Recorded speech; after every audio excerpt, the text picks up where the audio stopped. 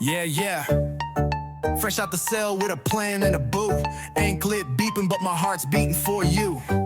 Let's go. Met her on a prison pen pal site. She said you cute even in that orange light. Now I'm home and I'm free, kinda on probation. She picked me up in a Prius, pure elation. Got a teardrop tat and a heart full of dreams. She brought cupcakes and some government cheese. I said, girl, you a snack, maybe even a feast. She said, you just hungry cause you live with the beast. Love after lockup, wild and free. Got no keys, but she got the key. From yard time to FaceTime, look at us glow. From prison phone calls to reality show. Love after lockup, we don't play. Tinder got nothing on JPay. I did my time, now I'm doing hers. Doing laundry and love, both in spurts. Hello and welcome back to another episode of Love After Lockup Lockdown, where we are covering Season 2, Episode 33. As always, you can find us in our Facebook group and on Instagram at Love After Lockup Lockdown. I'm Jennifer. And I'm Lisa. And this week we're covering Season 2, Episode 33, titled Love the Way You Lie. Lisa, how are you? I'm doing good. How are you? I am fantastic. So I want to start out the episode saying that we are celebrating 158 followers on Apple and 140 on Spotify, and we now have an accumulated 15,000 listens across those two platforms. We're almost at 2,000 followers on our Facebook page and an astounding 45,000 members in our Facebook group, which is Love After Lockup Locked Down. And thank you so much to all of our listeners. And don't forget to rate and review so that we can climb the charts on those major platforms. We started this project in the end of May, and we're so grateful that you've all helped us get this far so fast. Absolutely. This week we are going to start with Angela and Tony, and she's going to the jail to confront Tony about everything that has happened. Well, yeah, so she cussed and yelled at Tony, and she tried to break up with him, she said. So he says he loves her, but she doesn't believe him. She said that he doesn't want to hear what she has to say. And I think that's very true. I don't think Tony wants to face the consequences of any of his actions. No. She gave him a cell phone in prison, and so she's digging through all his shit so that she can look through it. Absolutely. I would totally be doing this. I Right? would be like, where is that phone? I would be hardcore digging for that phone and anything else I could find. I would be deep diving for that phone in that phone. But she left all of his stuff there. Like, she went through it. How do you know that phone is all the evidence you could find? Like, maybe there's other evidence in his stuff. I would be going through everything, because if you're going to take that first step, why not run the marathon? Oh, everything. And that I definitely would leave it all there. So that I would do, but I would make sure I looked through all of it first.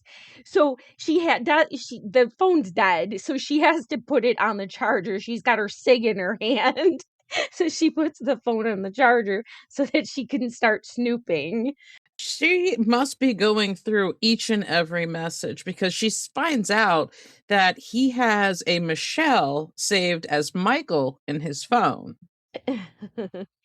Yeah, and then he's in love with, she says, whoever it is. So she doesn't say the name. I don't think it was Michelle that he's in love with, but someone who he's chatting with, he's in love with. Right, yeah, because she doesn't really specify. In my notes, I have the question mark, like, is this Michelle she's talking about, or is this another woman in addition to Michael Michelle? So was Michelle the lady from the laundry room at the motel hotel? No. No, okay. What was that lady's name?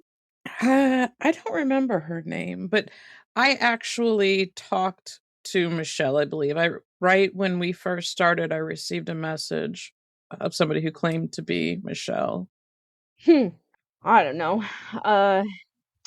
Well, he didn't go to the halfway house because this was the woman that he was spending the time with. And she kind of figured it out. This is the thing. Angela has all the woman's intuition in the world. She knew the answers.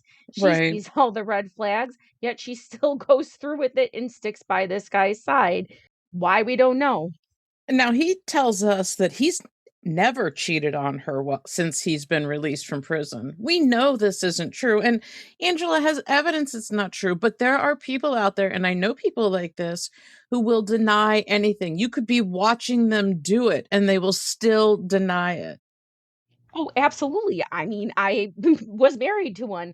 And also and also he could be trying to convince her, "Oh, well, I didn't physically do anything. I was just texting back and forth to her." It's still cheating. If you're hiding it and you can't tell the person or show the person, it's cheating still.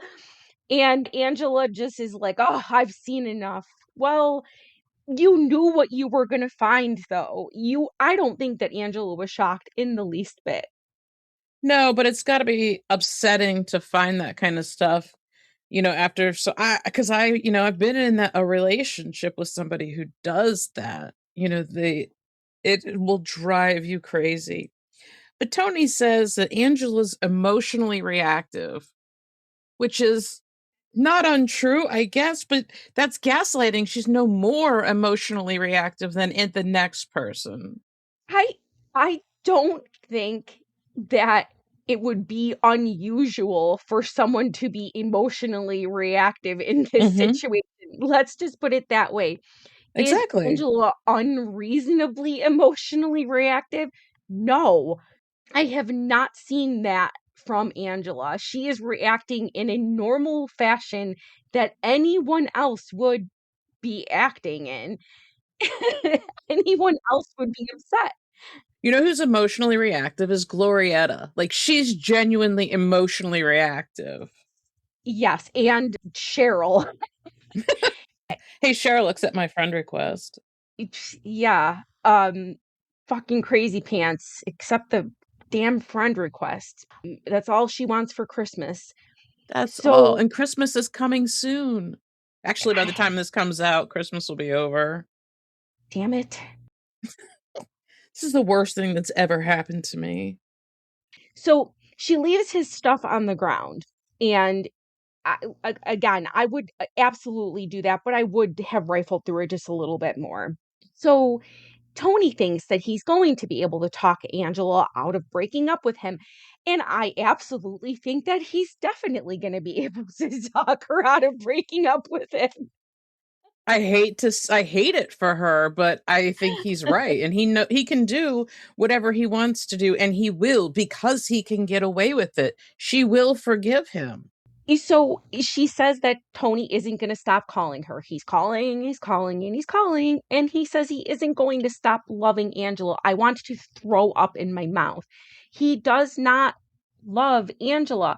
All Angela is his sugar mama. He Hmm. knows that now, yet again, when he gets out of prison, if he doesn't have Angela, when he again goes to the halfway house and gets out of the halfway house, he won't have any place to freaking go. Right. She says that ending it was hard and it feels like it ended before it began. But again, did she even end it? Like, even if she ended it then, we know that she doesn't end it long term. Yeah, unfortunately, this relationship does go on. Right. And because he would have no money, no vehicle, no residence without her, he says that without her, he'd be screwed. And he is very much in love with her.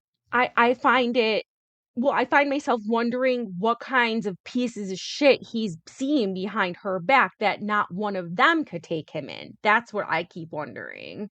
Yeah. Maybe they know about his bullshit. They're just not willing to put up with as much. Could be. Next up, Lacey, John, and Shane. And Shane and Lacey are in bed, and he says, "Last night was amazing." I Shane is so young. We do find out that he is only 21. Right. I feel very bad for Shane Because I feel like he's in the clutches of I don't want to call Pussy her a cougar. demon. She is only in a demon. Did you call her I called her a pussy demon. a pussy demon? Yeah, or something. I mean, she is only in her 30s at this point, but I guess this would be kind of a cougar when you're 21. So he's falling in love with Lacey more and more every day, and I absolutely believe that he is because he is so young. And she says that she's falling more and more for him, probably, but not in the same way that Shane is falling for her. She just wants him for his sexiness, and he's a sexy young guy. She's getting older, and she just wants the arm candy, I think. Well, you can tell by the kind of statements that he makes what part of this all he's interested in. He says, "Oh, last night was amazing." And then he tells us, "We stayed up all night." All right. I mean, he's a guy, and a young guy, so they do think at this age with their you know what. So I get it, but Lacey is a grown woman with children. I mean, I would expect her to be thinking a little bit differently than a 21-year-old man without a children. You know what I You would mean? hope so. Yeah. I'd expect her to have a little bit more gumption than he would. Lacey said John is still moving in and they're still engaged. Then what are you doing?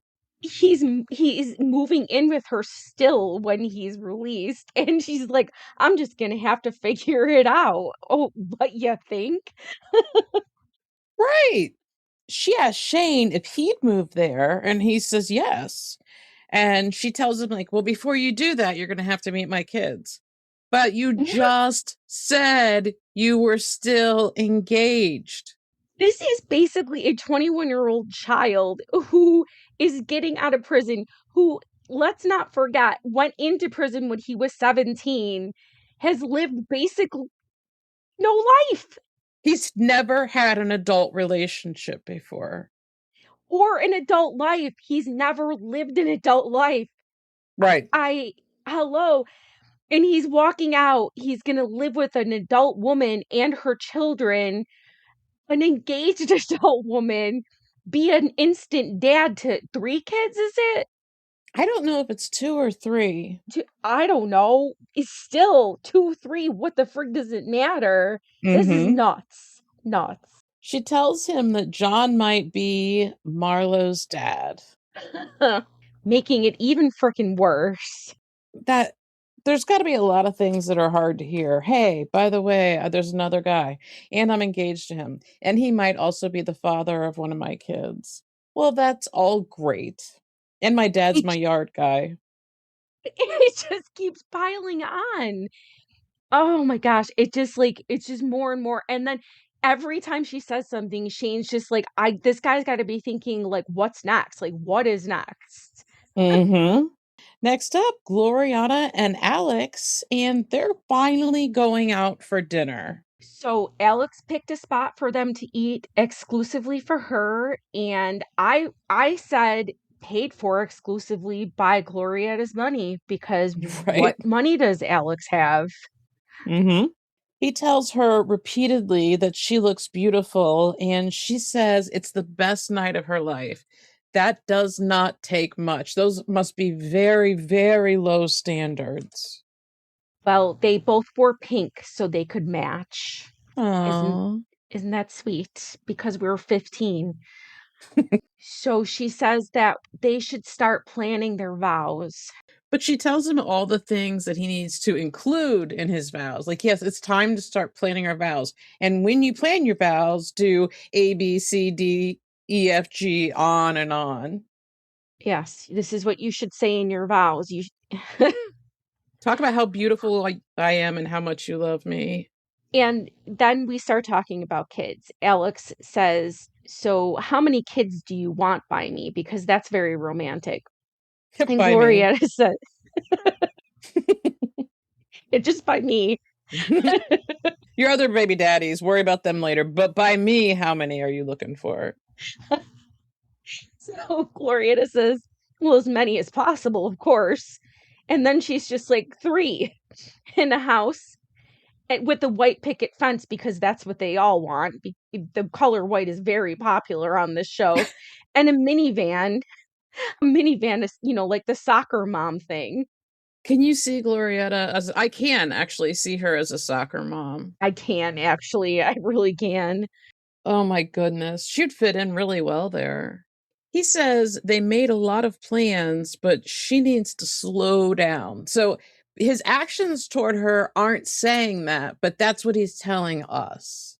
You know what strikes me is strange about Alex. At first I thought he was kind of dumb and because of all the Justin Bieber singing and stuff, but then as this guy speaks, he's actually kind of intelligent, right? Or did you get that from I I haven't been able to figure out if he's intelligent or stupid. Like he's one or the other. He's not just okay. Like he's either smart enough to be able to manipulate people or he's pretty dumb. Like I just don't know which.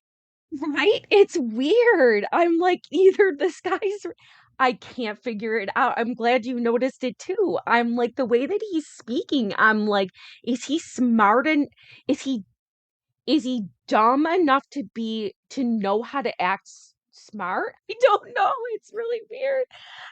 I don't know. But anyways, Glorietta wants her kids to be Catholic and Alex wants them to be Muslim. So this is a very sore subject. We heard this argument with mom and it's going on again while they're at the romantic dinner because that's where you have this argument about the religion of your unborn children, of course. On the best night of your life. Mm-hmm. She confronts him about saying he didn't know if he would leave her if they have a kid. And then she gets this vibe, this serial killer vibe that we see in Cheryl sometimes, or Vince, Mm-hmm. you know. And she says, "If you leave me, I'll find you." Yeah, I was not comfortable with that. And at one point she says hashtag adulthood, and I really can't stand when she says hashtag in front of things. It freaks me out. Particularly adulthood. Hashtag murder. I'll find you. And he goes, "I believe you." And I believe it too. This is the first thing we agree on. Like, I believe she will find you. She doesn't look well in the eyes. I don't trust this woman. I do believe that she would be a very crazy. She's got a stalker girlfriend vibe. I mean, that's very judgmental, but I that's what I'm catching here. But she's just like, oh, well, you just love hurting me, huh? No, I don't really think that that's what he's doing here, Gloria. I don't think he's trying to hurt you with his religion. Right. And she goes, "I don't know if I would choose him over my religion." So this is the first kind of crack you see where she goes, maybe he isn't the center of the universe. However, And then she just gets really racist and starts insulting him. And she's like, she says, we are, and was the dumbest thing I've heard probably thus far. She's like, we aren't in Arab or Egypt. And he's like, that's just disrespectful. Just say Middle East if you don't know what you're talking about. right? Saam Arabia or Arab or Egypt. What the fuck are you even saying?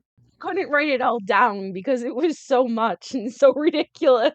And he points out to her, like, hey, you want me to change my religion to yours, but you're not at all willing to change yours. Like, you're not even hearing about changing yours to mine. So why is it okay for you to ask the same thing of me that you're not willing to do?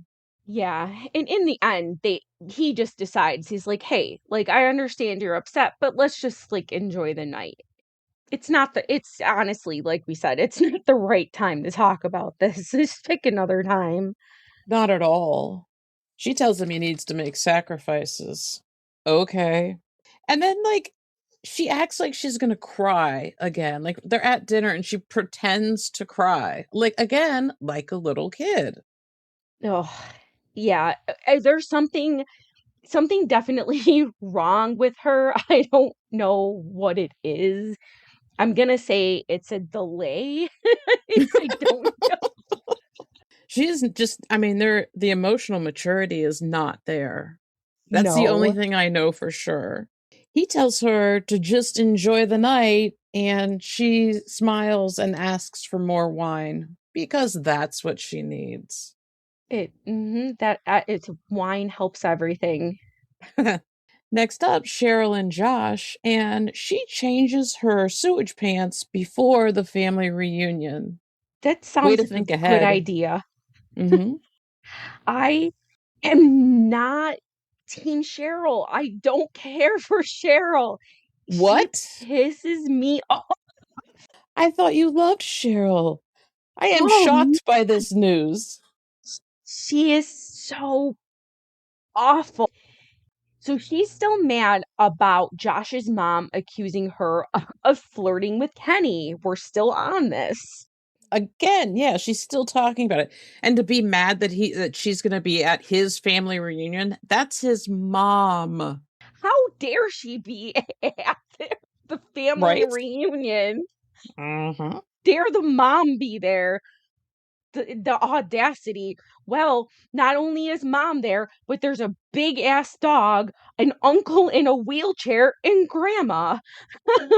I do believe Kenny was there too, so she better stay away from him. Oh, Kenny was there, and Kenny sits down next to her at one point. I don't know if you caught that.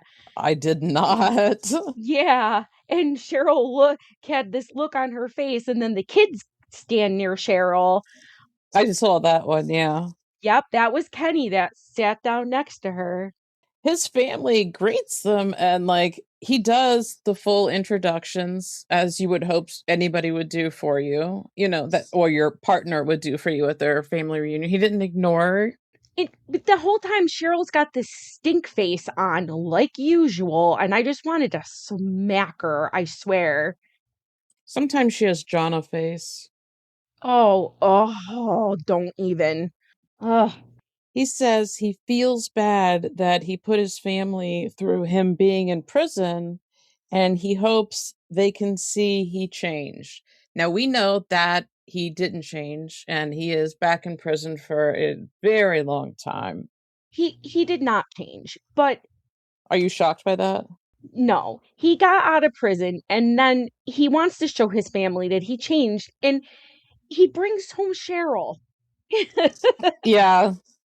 But yes, Josh is a POS in real life and he is in prison for a very, very long time. He was not able to change and fix his life.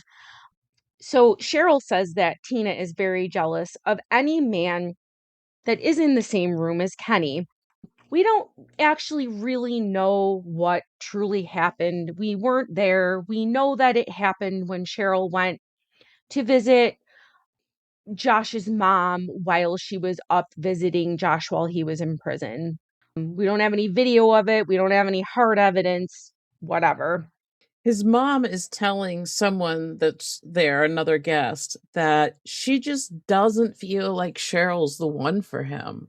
Again, another mom who needs to understand that her son is not a catch.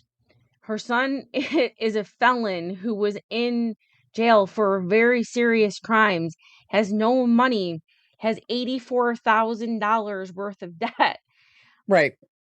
He's not going to get the pick of the freaking litter here. You're going to have to understand that. Would I like Cheryl? No. I understand that something happened between Tina with Cheryl and all that. We don't even know. For all we know, Cheryl maybe was flirting with Kenny. Could be. Tina pulls him aside and she says, I'm only going to tell you this one last time. And she basically begs him to listen and says she can't deal with Cheryl. So Cheryl comes up with this fucking harebrained idea that she's gonna go get her tire fixed and she needs Josh to go with her. And she was talking about the tire when they were in the car the entire time about because she was already coming up with an excuse to leave this party. And she Right. goes on and on about this tire. And I'm thinking to myself, you piece of crap. This is his welcome home party, and you're trying to get Mhm. him to leave. You want to go get your tire fixed. You leave and go get your damn tire fixed. Yeah. And honestly, I'm annoyed with Josh for leaving with her and going to get and listening to her. Why are you leaving your family's party to go and with this woman to get your tire fixed? It doesn't make any sense, and she says, "Well, I'm leaving and I'm going to get this fixed." And he's like, "Oh, okay. Are you gonna come back and get me?" And she goes, "No, you're going with me." And he's like, "I wanna stay here. I haven't seen these people in years." And she goes, "Well, if you're late getting home, it's your tether going off." Fuck you, man. Like, you're supposed to care about this person and all you can do is harass them? She's very selfish and Mhm. self-centered. And then they start arguing in front of his family. How embarrassing. Next up, Vince and Amber. And Amber says she's very hungover. And they're fully clothed. Oh, yeah. She stayed with Vince at the Airbnb. She wakes him up and they get their day started. There's nothing like super exciting going on. They're just kind of hanging out. Mhm. Vince is like, "Yeah, let's get some coffee," and they just sit on the couch. I thought they were gonna, like, go out and get coffee, but they're just having Yeah. coffee and chilling at the Airbnb. She says she needs to get to the bottom of the questions she has. And that's fair. Mhm. So she's like, "Well, I'm at fault for not realizing that there were a lot of little things that didn't add up." She just says she didn't know his real name until after he asked her to marry him. That's crazy. And I was a little taken back by the name that he used, and I was thinking to myself, I don't even know if I would have continued speaking to him or even entertained talking to him when I find out that his name was Hercules. I maybe it's popular in, like other cultures. I've never heard it, but then there's a lot of names I've never heard. We could have to Google how many people are named Hercules in the world. Do you really think that she thought that that was his real name, though, or was he just using an alias? I couldn't figure it out. I'm like, okay. Like, did she really believe that that was his real name? It's a weird one to choose. I don't know how many people in the world are actually named Hercules. Hey Siri, how many people in the world are named Hercules? Do you want me to use Yes. ChatGPT? The name Hercules is relatively uncommon worldwide. As a surname, it ranks as the 46,789th most common globally, with approximately 11,075 individuals bearing it. As a given name, it is the 35,036th most widespread. So people are named Hercules, I guess, just not a lot of them. That is extremely rare. I would say that is one of the rarest names Oh my in the entire goodness. world. He tells her that he used a different name because he didn't know her story and he was contacting different prisoners. And let us remember, he messaged 10 different women. Okay, I'm gonna give it to Vince on this one because it is a concern when you are messaging dangerous criminals, whether they be women or men. So, It is. yes, for that, I'm like, okay, Vince, I'll agree with you on this for once. Because, yeah, I'm not gonna be like, "Oh, my name is blah, blah, blah, and here's also my last name. Here's my middle name while we're at it. Would you like my social security number?" Of course. No, my Yeah, name is Hercules. It's the 9,755,000th most common name in the world according to ChatGPT. that's right. ChatGPT doesn't lie, right? So she asks him how he could ask her to marry him without telling her all of these things about himself. Now, that is a fair question. We can say that it's fair for him to use a name, a nickname, but it's also fair for her to say, at some point you realized you wanted to marry me. Why didn't you tell me what your name was, before you did that? Well, and Vince is kind of being a dick back here. He's like, "Oh, so why did you say yes?" Because now I feel like he's kind of being like, well, he's pushing back now, and she's Right. like, it's because when you're in there, everything's so negative, and you just want something better. All right, fair. All right, so they both got good points here. Right. She said he was goal oriented and positive at a time that she was surrounded by negativity in jail. I understand that. When you say, why were you interested in me? That is a reason. Vince has never given a reason why he's interested in her. Well, we know why, but anyways, so she's like, "Why did you ask me a month and a week in to marry me?" And he's like, "Well, honestly, because it was a connection." And Amber was just like, "Well, it wasn't enough of a strong connection." And we can clearly see that. If they had that much of a connection, we would be seeing it. We would see something. And he also said that he asked her so that he could know he could trust her with knowing who he really is. That doesn't even make sense. I don't understand that logic in the least. No. No, no, no, no, no. Um, that's weird. And she corrects him and she says, there was no connection. There was no connection to be had. I'm not sure what you were feeling. hmm I honestly feel like Amber was Tonying him. She just wanted a place to stay and some money when she got out, probably. Could be. So she was looking for stability, and he's let's be honest, Vince is not a bad looking guy by any stretch of the imagination. I do not find him even remotely attractive. His head is weird and his face, like, I don't know. Okay, well, the I mean, 50% of people would say he's okay, and 50% of people would say he's weird looking. So, but Based on this very scientific study between the two yes, of us. a chat GPT we'll throw his photo in there later and see what chat GPT says. But Amber said you wrote 10 people to see who you could con first. Okay, I agree with her. And Yeah. then Amber's like, well, you can't bullshit a bullshitter. Perfect. I'm going to make that into a t-shirt. Yeah. We'll send it to Amber. There we go. He says she's missing the point, and she says she's realized that he is trying to con her. I'm Yeah. surprised that she just realized this. I don't know. She seems too smart to have only gathered this now. Amber is very smart. I can tell. Next, we're back to Lacey, John, and Shane. And Lacey warned Shane that she's Italian and so is her dad. And he says he loves Italian food. Bleh. Okay. Yuck. Stop it with this. This show needs to stop it with that. But as far as the Italian dad thing goes, I would be scared if I were Shane. Shane's like spaghetti. Ew. But yeah, Italian dads can be scary.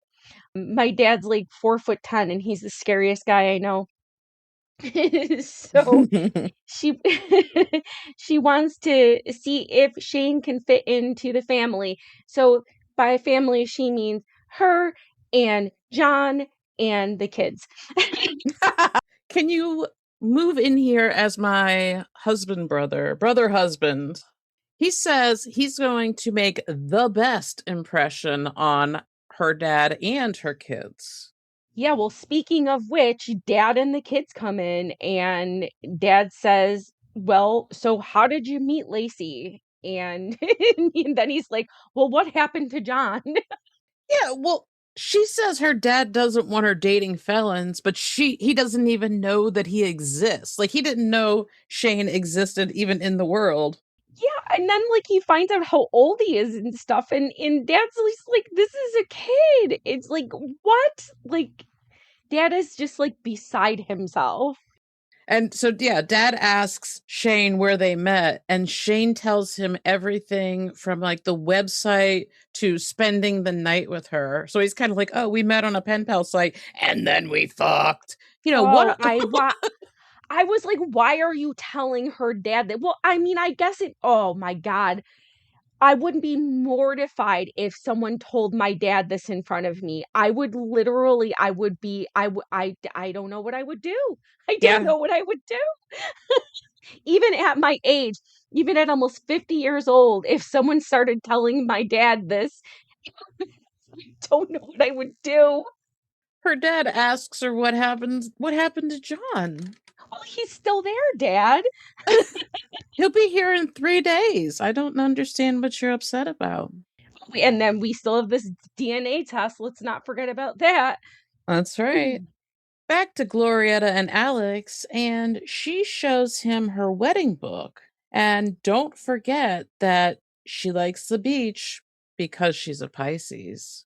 Oh my goodness. And I was thinking to myself, like, this dude is going to be interested in that stupid book.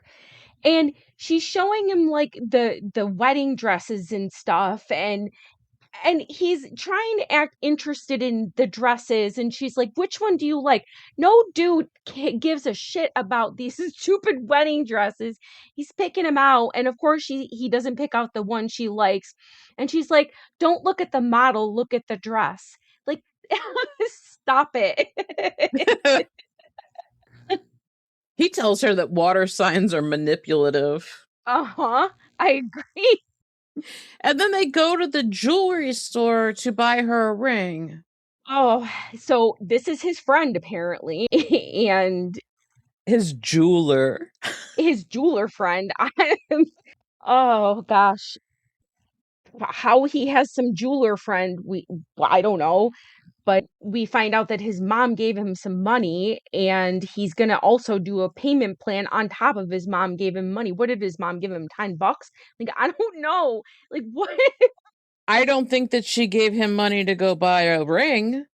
That's what I was thinking. I'm like, I don't think that this is what mom intended to give you money for, not to buy Glorietta a ring, probably to live, to eat, to go get some food, to get rent. I don't, the hotel room, not to buy a damn ring. So Glorietta says if he doesn't compromise by converting to her religion, she doesn't know what she'll do. I know what you'll do. Nothing. Yeah. So he says that Glorietta is a beautiful woman inside and out. I don't know. But gets down and decides to propose to her in the jewelry store and puts the ring on her finger, which is the weirdest fucking thing. And I know that he already proposed to her, but sir, you've proposed to her now in a jail and now in a jewelry store. Can you pick a better place for this woman? The thing that bothered me the most about this scene, and it's so small, but he finds the ring, she picks it out, and he goes, "Can I have a box for this?" So they put it in the box, and then he immediately gets down on one knee and proposes to her. What the fuck do you need the box for? Like, hold it in your... I don't know why, but it grates on my nerves that he did this. I was like, gosh, he could have just taken it and put it in his pocket. They could have gone anywhere else. Take a box if you're going anywhere. Go outside, take a box, but you weren't going anywhere. Literally, oh my gosh. I was so annoyed with this. So that is annoying, but then right after that, she goes, as soon as he proposes, she goes, "I love him enough that I will allow our children to be Muslim." Well, that was a strong commitment to your religion there. Yeah, she's like, the kids can be Muslim. She's going to have Muslim babies like my husband. My God. Glorietta, what? What? Little Muslim babies running all around. I'm sure her mom will love that.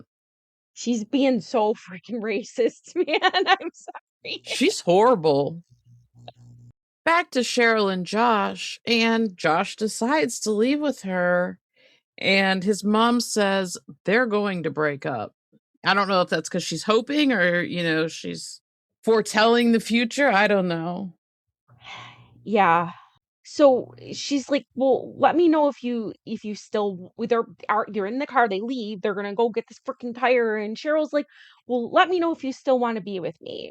And Josh says that when he's in jail, there was times that he would like lie to her and tell her that they were on lockdown just so that he could play a freaking basketball game because she was so relentless about him needing to answer her calls or her texts the second that she called him, that he couldn't do anything. He couldn't live life while he was inside of a prison walls, that he would have to lie and be like, "We're on lockdown," just so that he could do anything but talk to her, which is not Right. He says sometimes she makes him miserable.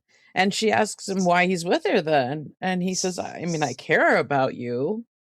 And he says, but you take everything so personal and you have these extreme reactions to everything that happens. And that is super stressful.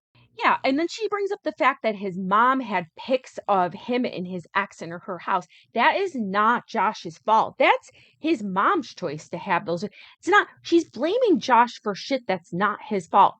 She was Hmm. bitching about all the time she had to wait for Josh while she was in prison. Cheryl, this is your choice.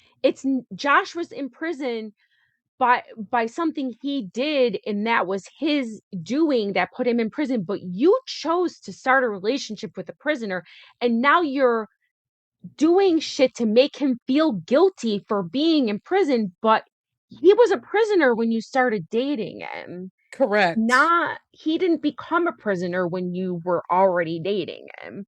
And now she's laying this guilt trip on him for being in prison. This is crazy. And she tells him that while he was locked up, there were times that she went without to make sure he got what he needed. Now, this is different from what she told us because she said, "Oh, we never struggled with money. I make all of this money. And also, I Mhm. have a second job where I have even more money. I have all of the money." And now she's changing her tune. Now that he said that she makes him miserable at times, she goes, "Well, I don't have everything I want." But it's like she likes them to say she's in misery and create misery for herself and put herself in situations where she can be like, "Oh, woe is me," and bitch about, like, she puts herself in all of these situations and then likes Mhm. to whine about it later. "Oh, poor me. I had to do this. I had to suffer." But you're the one that put yourself in these positions. You're blaming Josh for things that are out of his control. I mean, like I said, Josh put himself in prison, but he was already a prisoner when you started dating him. So why are you blaming him for being a prisoner? Exactly. And she goes on, cussing him. And then she goes, "Do you want to break up?" He says, "Yeah." And Yeah. I think he meant it. And then, but he's like, "But no." And Yeah. and I think that he does probably want to break up with her because he's seeing how crazy she is. But then he says no because they have been together for a little bit and he probably does feel love for her.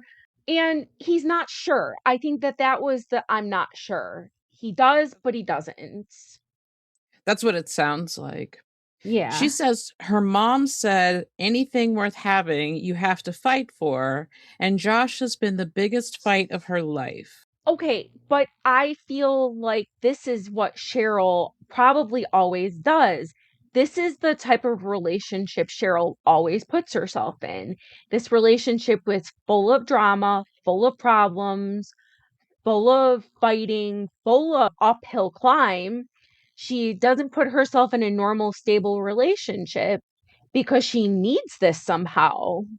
That makes sense. She Hmm. says the more she fights for him, the more she falls in love with him, which There you doesn't make go. any sense. Yeah. No, but that's what she's looking for some reason. That's what she feeds off of. She Yeah. asks him what he wants to do, and he asks her what's the point of being together if they're not gonna make it? Yeah. He says sometimes he feels like he's with her out of obligation. And that's a crazy statement because he's the one that is at the disadvantage here. But true. I get it. It's Mhm. weird. It's a weird dynamic that they have going on because now it's almost like she's got him feeling like he has to stay with her. It's so weird. They've become almost codependent on each other. Yeah, exactly. We round this week up with Lacey, John, and Shane, and Lacey tells her dad that she lied to him. Oh, this is a phenomenal dad, man, because he didn't even bat one eye. This must be something that his daughter does. He's used to it. So is John. Yeah, this is something Lacey has done, gets away with. It's daddy's girl. She's like, well, I told you I was going on a modeling gig while I was actually picking up Shane from prison. And dad says, you just met him. Like, you just met this guy. Mhm. You're throwing everything away, your relationship with John, who's potentially Marlo's dad. So she says Shane is the most level headed person she's ever met. And I just can assume that she hasn't met very many people, considering that he beat somebody so badly that he spent his late teens in prison. And I'm like, how in the fuck do you know this, Lacey? How do you know this? You have barely known this person, number one. Number two, you've not known him outside of jail at all. Where did you come up with this notion? You don't know this. Right. And dad tells her Shane is a baby. He's 21 years old. Yeah. And also fresh out of prison. And then dad's just like, what do you know about raising kids? And Shane really just doesn't even know how to respond to that in the proper way.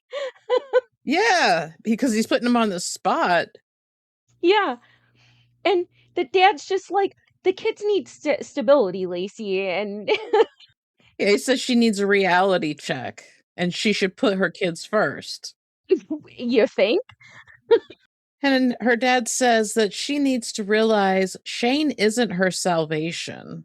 Dad asks him how he's going to feel when John moves in, and he says he's going to have to find somewhere else to stay. So he's just making decisions here in this. Like, I'm here now. John's not coming here. Lacey, on the other hand, has been saying John is still coming. I'm still engaged to John. I d- uh, she really wants this to be that she would have them both. She Mhm. literally wants them to be both. She is looking for this. Yes, she would like to have both of them if they would allow Hmm. it. Her dad asks if John knows that he's not coming back to the house, and he asks if she still has the ring that John gave her. And then, perfect as a dad thing to do, he says to Shane, why do you think that she's going to be faithful to you? She has a pattern. Nice. Who is your VIP for this week? Lacey's dad again. Yeah, Absolutely. He made a ton of sense. And although we know that Lacey has been doing this for a very long time and he's used to it, he is telling it like it is. And everything he said made perfect sense. She's not listening and she's not going to, but still. right. But he tried. Hmm. And he doesn't abandon her just because she doesn't Yeah. do what he wants. And your POS? I still gotta go with Cheryl. It could be Lacey, but I still gotta go with Cheryl. I I went with just Cheryl too. can't. I can't with her. Yeah, I went with Cheryl. So this is our second where the POS and VIP are matching. So that's about it for this week's episode. If you enjoyed the podcast, head over to Apple or Spotify to rate and review. If you'd like to continue the conversation, join our group on Facebook at Love After Lockup, Locked Down. Listen every Wednesday wherever you find your podcasts and keep those notifications on to be the first to catch bonus episodes. And in the meantime, don't fall in love. And don't get locked up. First date at Walmart, keeping it low. Told the clerk, don't judge me, I'm on parole. I brought roses, okay, 1 rose from a gas station. She said, "Aw, babe, now that's validation." We be vibing in a halfway suite. Microwave dinners, romance elite. She my ride or die, she brought me a phone. Even snuck it in once, pre-release song. She hold me down like a key-o with charm. Except she don't mace me or twist my arm. We write vows in Sharpie on my court docs. Judge said no contact, but we beat the clocks. Love after lockup, cuffed and proud. Matching jumpsuits, now we rockin' the crowd. She said, "Don't mess up," I said, "Bet." Now we're TikTok stars with no regrets. So here's the love and second chance thrill. From a concrete bed to Netflix and chill. They said, "Don't catch feelings," but I caught a case of butterflies, girl, not just in one place. Ankle monitor beep. Oops, curfew gotta bounce.